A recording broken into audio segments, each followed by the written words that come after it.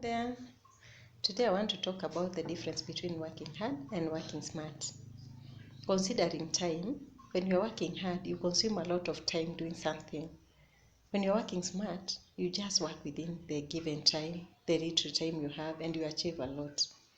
In working hard, you strain a lot. You wake up maybe so early in the morning, you sleep late at night. But in working smart, you are just relaxed. You just work within your own convenience. You don't strain a lot in working smart. Considering costs, in working hard, you really spend a lot to achieve whatever you want. You really require a lot of capital to start whatever you want to do. But in working smart, you just use the little you have to achieve whatever you want to achieve.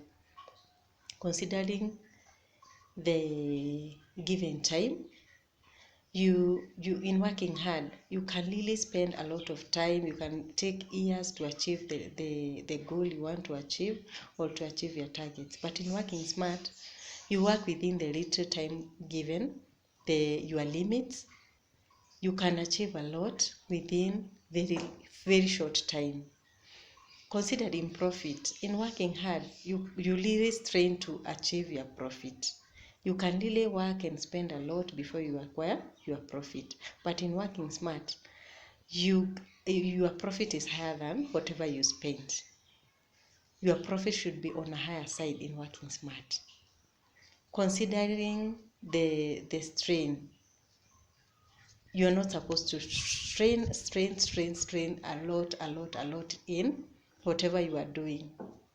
In working smart, you are supposed to be relaxed. You are supposed to be working on your own time.